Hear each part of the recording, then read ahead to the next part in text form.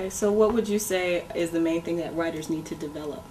The main thing that writers need to develop is a thick skin. If you're going to write something and you're going to put it out there, you have to be able to take criticism on it. Right. You know, I've worked with a couple writers who have said, "Hey, can you read the script for me?" And I will give them back honest notes. And you know, they'll basically be asking for my address so they can come and stab me with a pitchfork because they're unhappy. But you know, the truth of it is that, and this is unfortunate, but somebody needs to say it, and I pretty much seem to be the guy that does it. Most people who are out there who are writing scripts are never going to write a good script. And it's just because the line between talented and untalented is a very, very thick one. And most people just don't have the chops to make it. Now, in saying that, you never really know until you try. So when you write something and you're willing to put it out there, everybody's first script is crap. It's always crap. Like my first script, and I consider myself a pretty decent writer. I look at my first script and I start crying because it's terrible. So once you put something out there, you have to allow feedback, even if it's negative, to get better, because there's going to be things in the scripts that you write that are awful, and you need somebody to point those out to you, and then you need to recognize it, and you need to find a way to do better than that. So the most important thing by far for writers is thick skin. Okay, and what would you say motivates you as a writer slash? Bad scripts. There's nothing worse than seeing something come into me that I read for the studio, and I say, oh, you know, this is terrible. We've got to pass on this, and then it ends up selling to another studio. And you know, this is hopefully not conceit on my part. I just like to think I believe in my abilities. I will see things, and I will look at them, and I will say, God, I could have written circles around that. So seeing.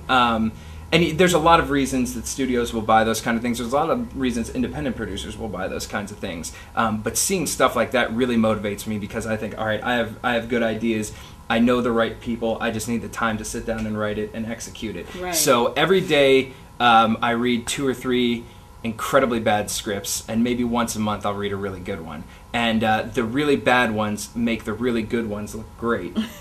And that drives me through to say, hey, you know, I enjoy knowing that there's people out there writing awful scripts, and I enjoy knowing that there's people out there writing good scripts, because reading them kind of works together to push me forward. Okay, so is there anything currently right now that you're writing or working on? Or? I've written a very, very, very dark comedy. It's sort of like my take on relationships. If you were to combine relationships with American Psycho. Okay. I'm not sure if you've ever seen that. Yes, I have seen that. There's a lot of very unnecessary violence, but it's kind of half set in like somebody's mind. So, and we're also I've got some writing and producing partners who are working with me on a heist script, a really broad heist script, which we're kind of excited about. And then as far as the studio work goes, readers generally will read the scripts and tell the producers what they think of them, but we also will occasionally get scripts the studio owns that have gone through rewrites, and they'll have us do notes on those. So if you go see Rush Hour 3 this summer, if you see the number 23, which is coming out very soon, I've worked doing a lot of analysis on those movies and giving notes and doing those kind of things. Movies that have come out like The Nativity Story, Hoot, stuff that New Line has released in the past, I've done a lot of notes on. So, you know, there's nothing that you can point to specifically in those movies and say, oh, Geoff did that, because I didn't. But I, you know, sort of developed the stories along the way. And I would like to point out to everybody, just so you know, I didn't have anything to do with The Man or Codename The Cleaner. I didn't get anywhere near those. So. So if are you willing to work with young writers who need someone to kind of read their script? Do you do that independently from the film studio, or? I do. It's tough for me because one of the things I really detest about Hollywood, and a couple people I've heard them touch on this today. There are people who fail in the industry, who have experience, and they do know what they're talking about, but they use that to take advantage of other people. And there are some people who have their own private script reading services who, it's just unconscionable to me, but they will charge people between $200 and $500 to read their script and do notes on it. When I do it for the studio, I get $75.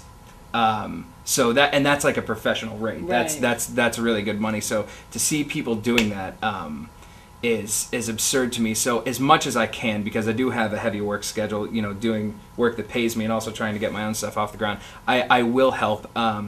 Kirk actually had us doing a great thing at the last conference where we were doing the first 10 for people, and the first 10 pages of the script are easily the most important, because if you can't lock the reader in those pages, you know, it's generally going to be thrown in the garbage. So I've been doing a lot of that for writers who have emailed stuff to me and been bouncing notes back and forth. It's harder for me to read whole scripts unless the first 10 pages really wows me and I want to. Right. But I'm always available to answer questions, you know, give advice, whatever. So yeah, I really enjoy that because I had so many people that helped me on my way up that I think it would be absurd for me to refuse that to somebody else. So it's actually something I really enjoy. Okay, and so if someone wanted to get in contact with you, how would they do that? My email? My email. I don't have a website. I'm very unprofessional. I don't shave. You can email me at goosetown, GOOSETOWN @gmail.com. Unfortunately, I have to sit at my computer pretty much every day. So the good news for you is that I will see it if you need to get in touch with me for anything. And the best is to send the first 10, not the whole script. Yeah, the best thing to do is, you know, if you have a question, that's fine. If you want me to read something of yours, I wouldn't presume to send it in the first email. That's for anybody professionally. You know, always ask first. But generally, you know, I'll read it. But yeah, I usually start taking the first 10 pages and sort of doing a little note session on that, and then, you know, if it's something that I was really into or I really like the idea, I'll tend to read the rest of it. Okay, great.